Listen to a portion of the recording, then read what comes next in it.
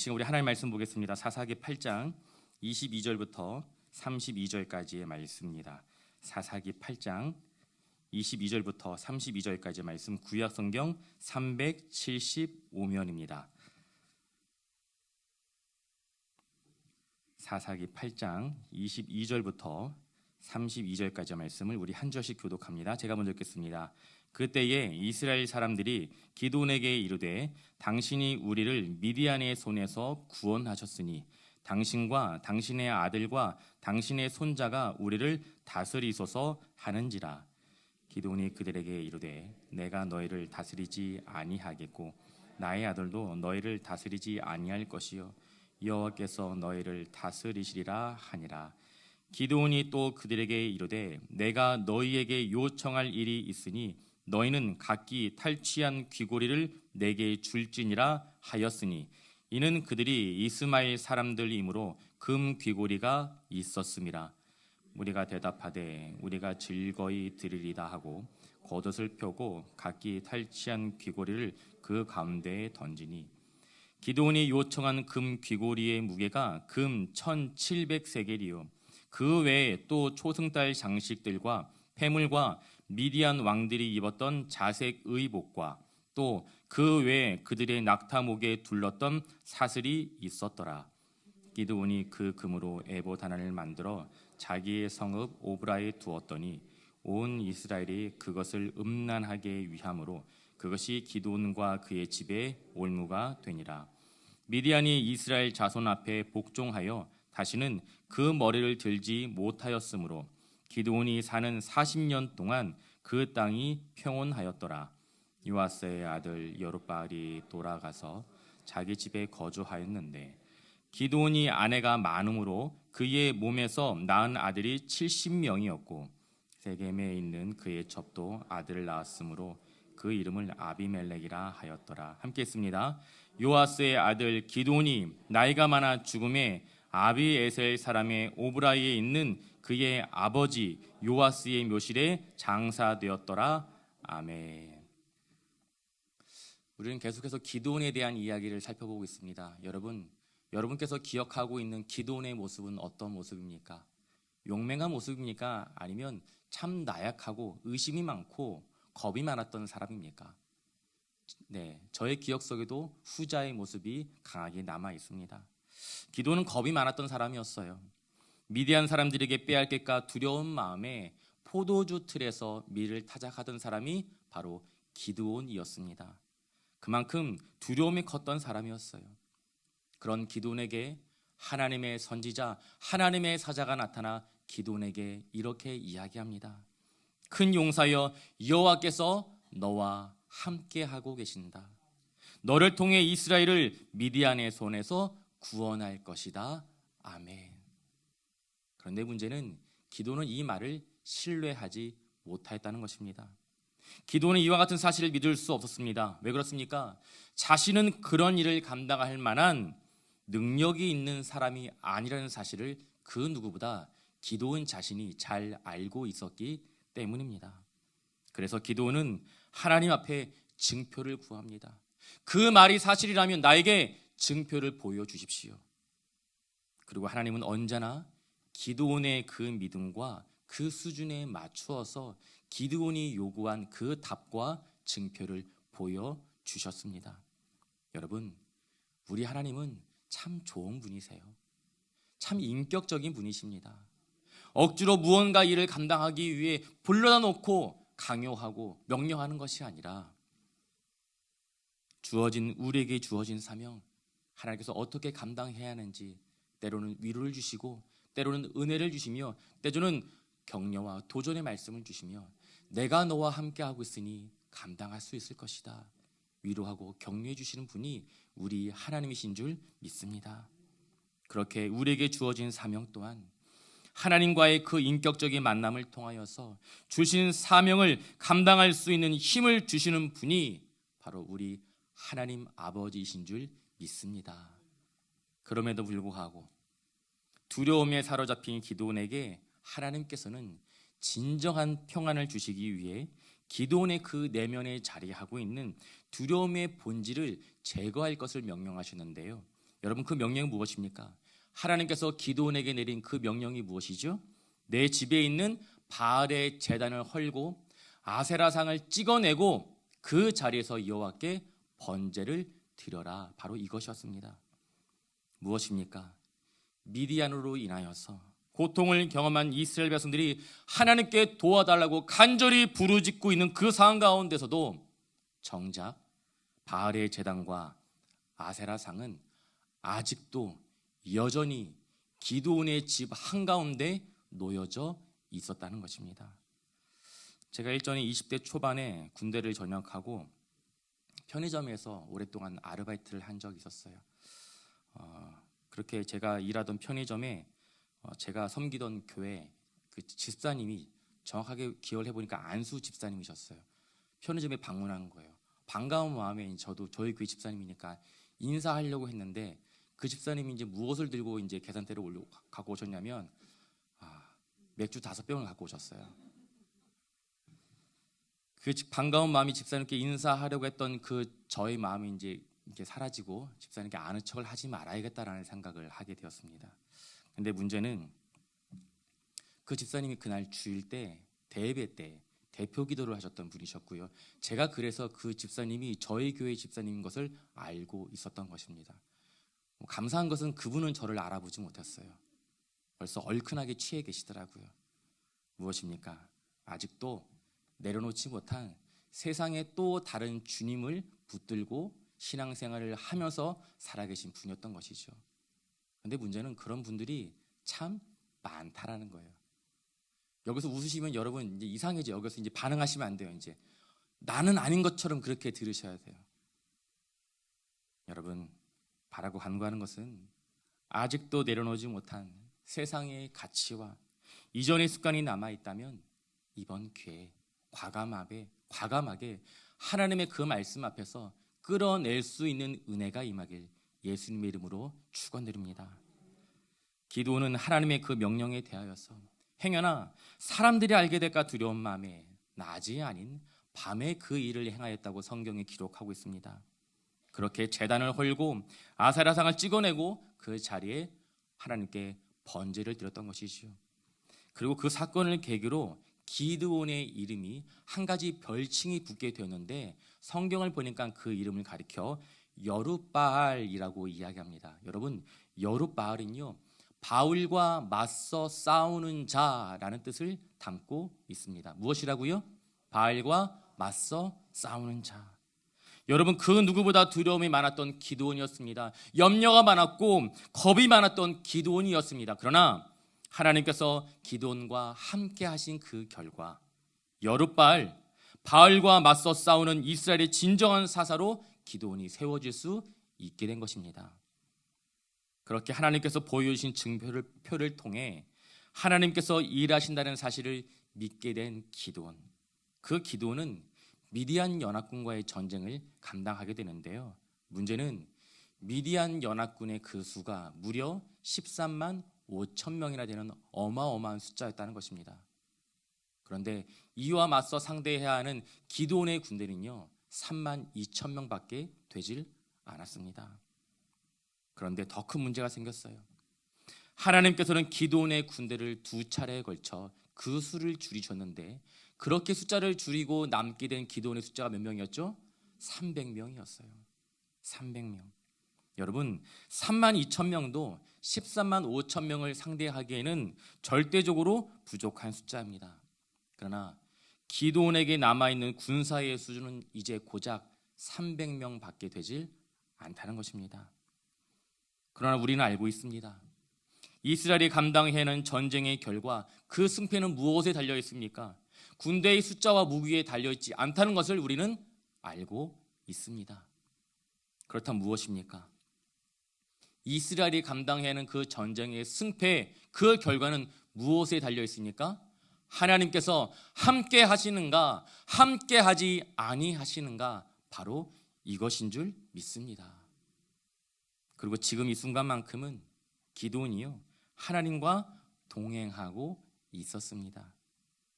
그렇게 기드온과 이스라엘 백성들은 이스라엘의 역사상 가장 위대한 승리 중에 하나를 경험하게 되는 것입니다.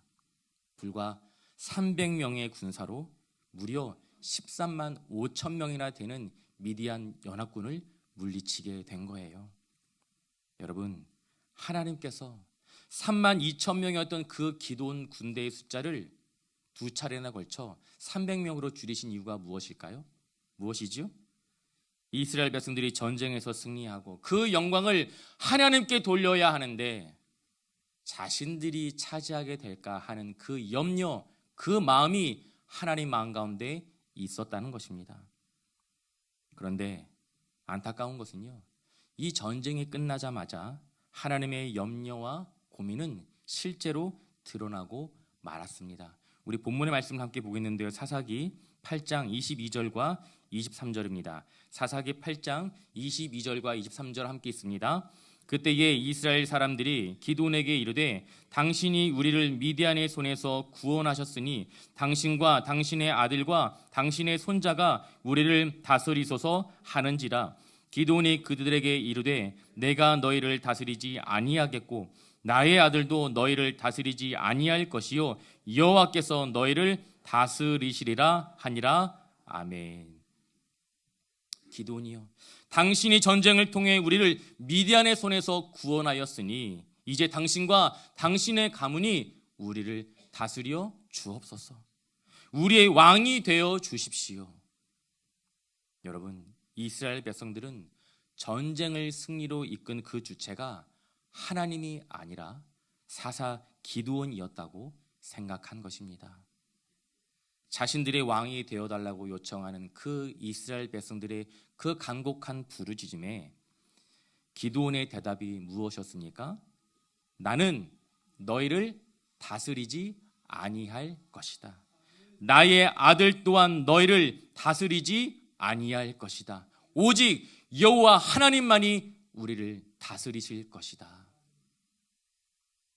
오직 여호와만이 우리의 왕이 되신다는 이 고백, 이 위대한 신앙의 고백, 여러분들에게는 어떻게 들리십니까? 기드온은 여호와께서 이스라엘 백성들을 다스리실 것이라고 이야기하고 있지만 정작 하나님께서 이 전쟁을 승리하게 하셨다는 사실을 백성들에게 이야기하지 않았습니다. 자신이 어떻게 전쟁을 감당하게 되었는지, 그 자리 가운데 어떠한 하나님의 인도하심과 하나님의 역사가 존재했는지 이스라엘 백성들에게 고백하지 못하였다는 것이지요. 하나님의 일하심에 대한 고백이 기드온의 고백 가운데 담겨 있지 않았다는 것입니다.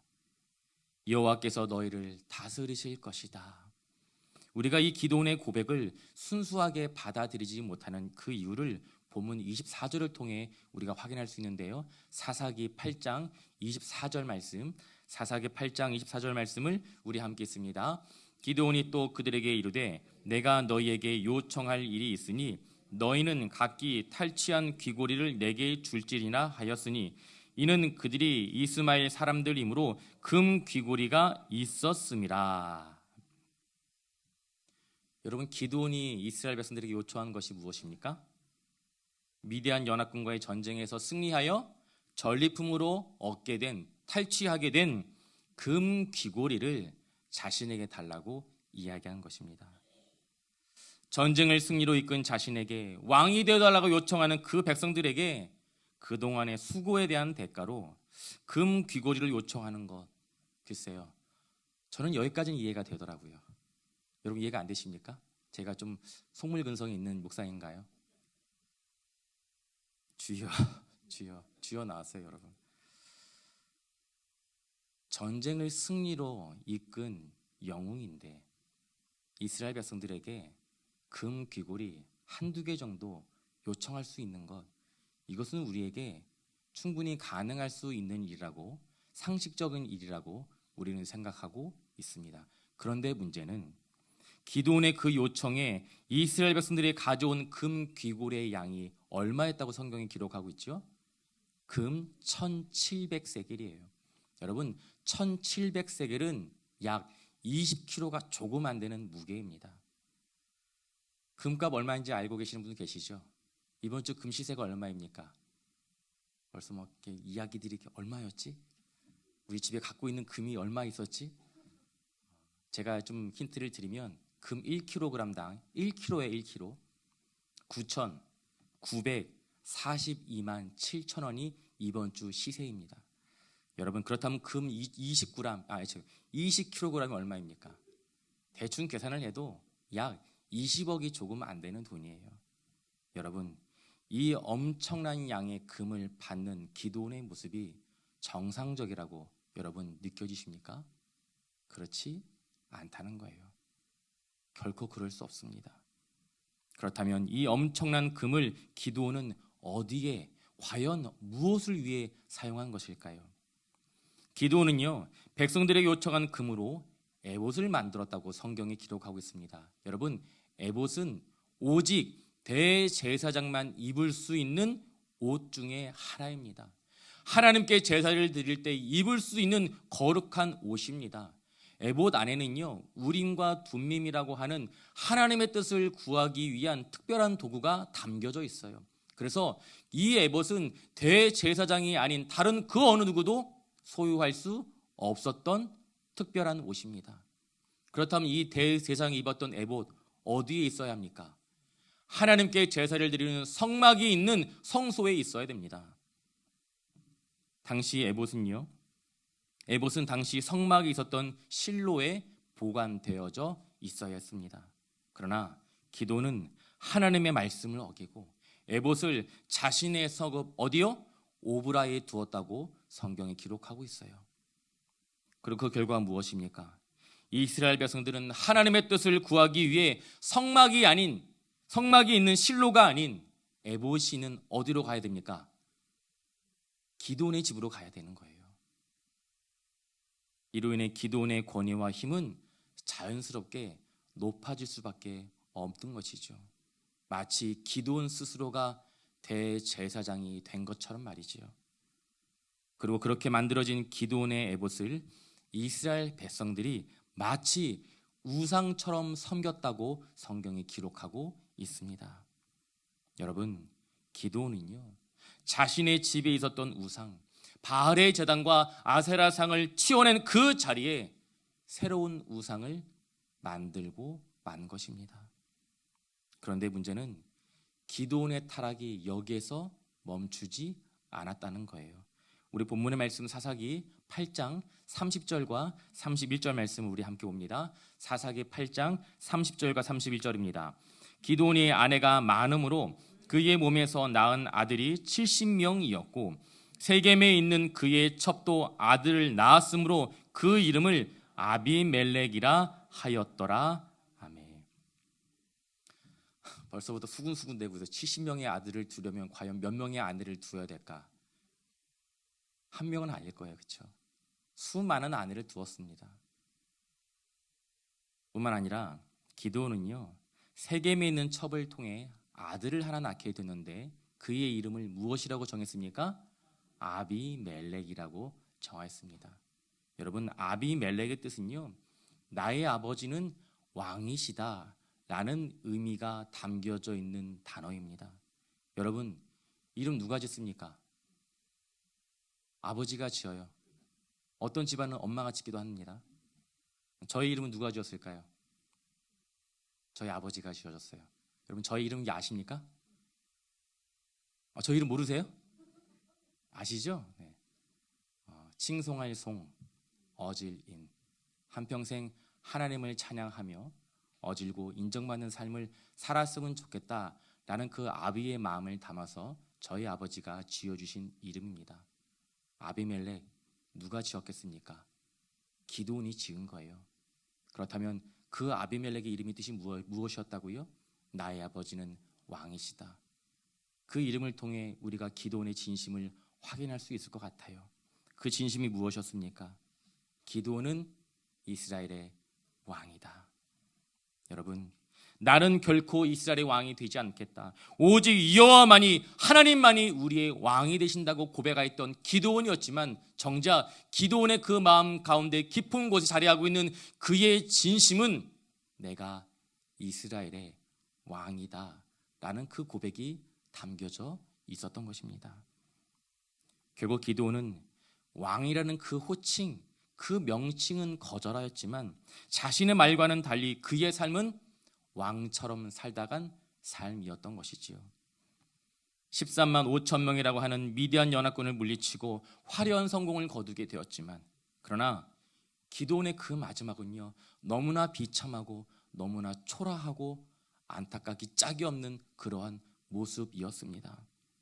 문제는 이 기드온의 몰락이 기드온 한 개인뿐만 아니라 그의 집안, 더 나아가 이스라엘 공동체 전체 가운데 감당할 수 없는 큰 재앙을 몰고 왔다는 거예요. 우리 말씀을 한번 더 보겠는데요, 사사기 8장 27절입니다. 사사기 8장 27절 우리 함께 읽습니다.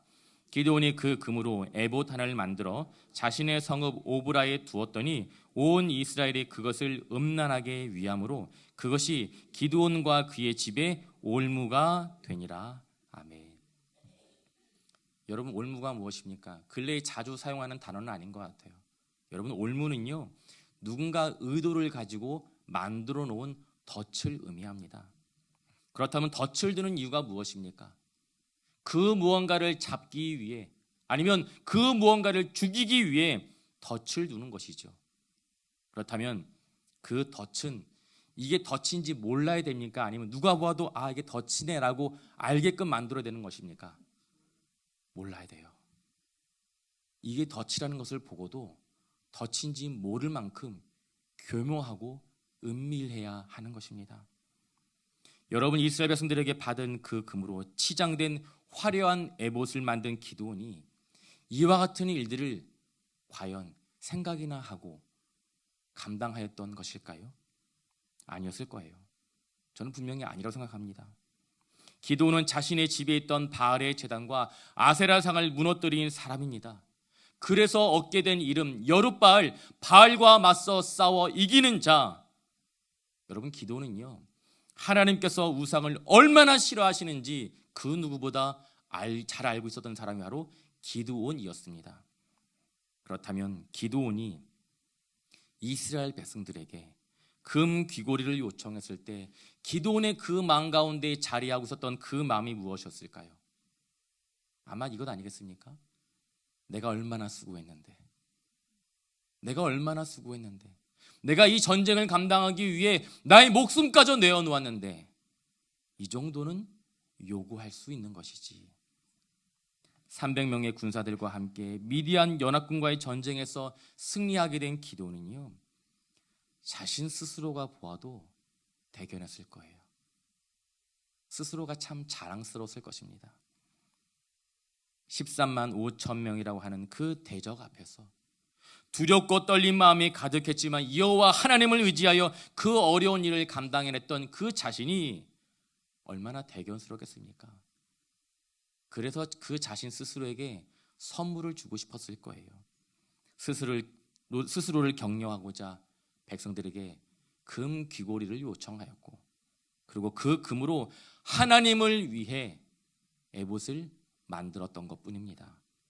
그러나 그 결과 기드온이 금으로 만든 에봇은요, 온 이스라엘 백성들이 숭배하는 우상이 되어버렸고, 기드온과 기드온 집안에는 이것이 올무가 되고 말았습니다.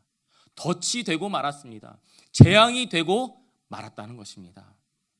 여러분, 기드온은 13만 5천 명과 맞서 전쟁에서 승리한 사람이었지만 문제는 자신과의 싸움에서는 패배하고 만 사람이었던 사람이 바로 기드온인 것입니다.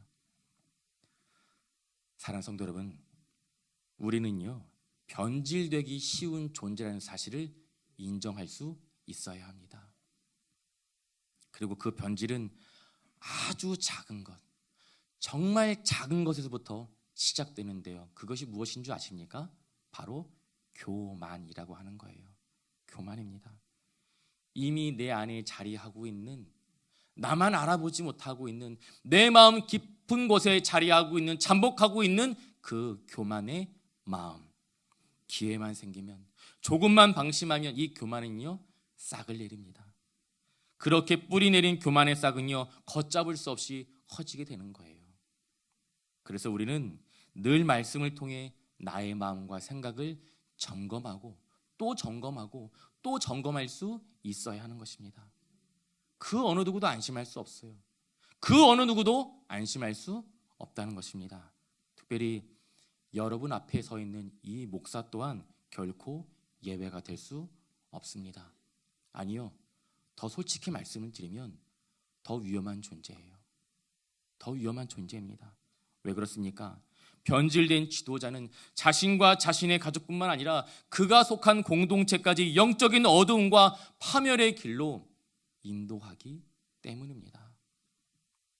왕의 자리는 거절하였지만 왕이 누리는 것은 거절하지 못하였던 자가 바로 기드온이었습니다. 여러분, 말은 누구나 할 수 있어요.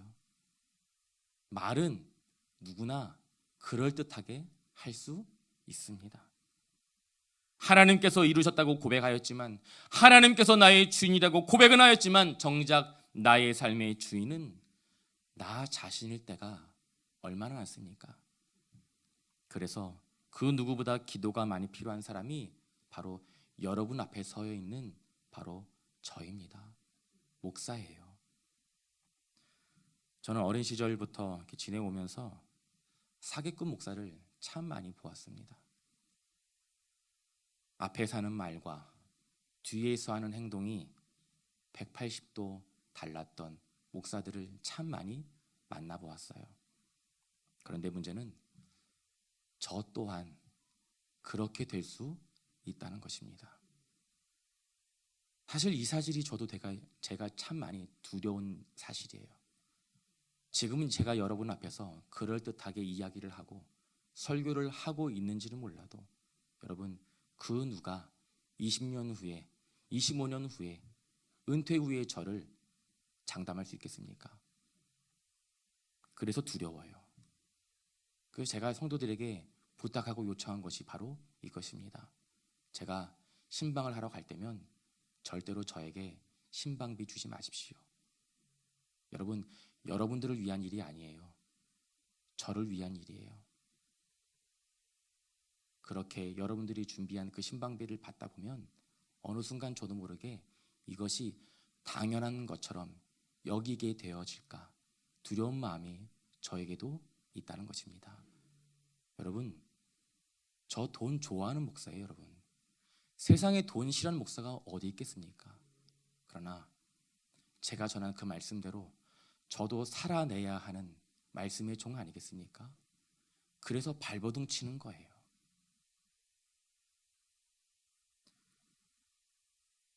그래서 여러분, 부탁드리는 것은 주의 몸된 교회와 세워진 교육자들과 세워진 리더들을 위해 반드시 기도해 주셔야 합니다. 교만으로 시작된 그 죄는요, 한 개인의 비극으로 끝나지 않고 자녀들의 인생 가운데서도 부정적인 결과를 가져 나온다는 것을 절대로 잊어서는 안 되는 줄 믿습니다. 말씀을 정리하겠습니다. 사랑하는 성도 여러분, 지금 이 순간 나의 왕은 어떤 존재입니까? 우리의 왕은 누구이시죠? 살아계신 하나님이십니까? 아니면 누군가에게 인정받고 싶고 끊임없이 무언가를 채우고자 노력하는 나 자신입니까?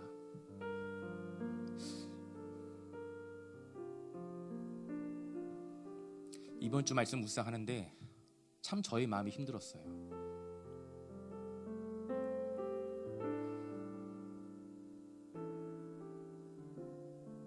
저도 제가 전하는 그 말씀처럼 살아내지 못하고 있는 한 사람 중에 하나입니다. 그래서 하나님께 더 기도하고 간구할 수밖에 없는 거예요. 하나님, 부족한 종의 이 형편없는 마음과 마음 깊이 자리하고 있는 이 교만의 마음들 주님 아시오니 성령 하나님께서 종의 마음과 생각을 붙들어 주셔서 사랑하는 성도들에게 전하는 그 말씀 그대로 저도 살아가게 하여 주시옵소서. 간절히 바라고 간구하는 것은 오늘 우리가 함께 묵상하였던 이 말씀, 하나님은 나의 왕이십니다. 이 고백이 그저 우리 입술의 고백으로 끝나지 않고 평생의 삶을 통하여서 주님 앞에 마음 다해 고백할 수 있는 우리의 신앙의 고백이 되길 예수님의 이름으로 축원드립니다.